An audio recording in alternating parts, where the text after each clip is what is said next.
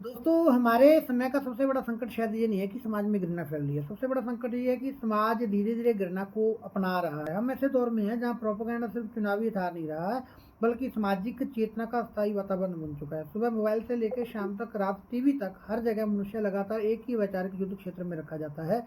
कोई राष्ट्रद्रोही है, कोई अर्बन नक्सल है, कोई जिहादी है, कोई टुकड़े-टुकड़े गैंग है। ये केवल राजनीतिक भाषा नहीं है, बल्कि मनुष्य को मनुष्य से काटने की तकनीक है। इतिहास गवाह है कि किसी भी समाज का विघटन अचानक नहीं होता। सबसे पहले शब्द बदलते हैं, फिर संवेदनाएं, फिर घृणा सामान्य बना दी जाती है। जब त्योहार जो होते हैं वो शक्ति प्रदर्शन बन जाए, जब धर्म करुणा की जगह पहचान युद्ध का क्षेत्र बन जाए, जब मोहल्लों, सड़कों और सार्वजनिक जीवन में अविश्वास फैलने लगे, तब समझ जाना चाहिए कि समाज वो है वो मानसिक विखंडन में प्रवेश कर चुका है। कोई समाज एक दिन में अमानवीय नहीं होता। उससे पहले उसे लंबे समय तक एक मनुष्य के भीतर दूसरे के प्रति संवेदना को कम किया जाता है। पहले घृणा को वैधता मिलती है, फिर हिंसा को औचित्य और एंड में भीड़ को नैतिक अधिकार दे दिए जाते हैं।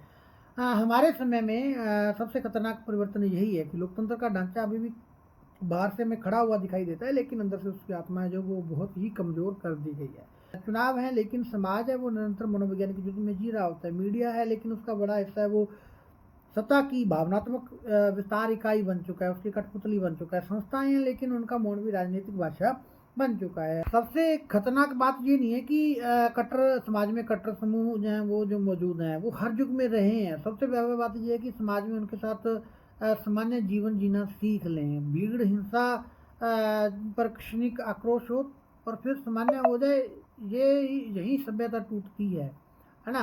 सभ्यता केवल प्राचीन गौरव नहीं होती, वो सभ्यता का अर्थ होता है कि सबसे कमजोर मनुष्य वो कितना सुरक्षित है, सबसे अप्रिय विचार कितना स्वतंत्र है और सबसे भयभीत नागरिक कितना निडर होकर जी सकता है। आधुनिक प्रोपोगेंडा केवल झूठ नहीं फैलाता, वो मनुष्य की नैतिक संरचना को थका देता है, उसे भय, आक्रोश, शत्रु कल्पना में रखता है और धीरे धीरे लोग चुप हो जाते हैं। यही चुप्पी हमेशा सहमति नहीं होती, अक्सर थकान होती है, मजबूरी होती है, सामाजिक बहिष्कार का डर होता है। किसी भी वैचारिक राज्य की सबसे बड़ी जीत विरोधियों का मरना नहीं है, बल्कि सामान्य नागरिकों के भीतर नैतिक पराजय पैदा करना होती है। फिर भी इतिहास पूरी तरह अंधकार में नहीं होता। हर दौर में कुछ लोग ऐसे होते हैं जो झूठ को सामान्य नहीं होने देते।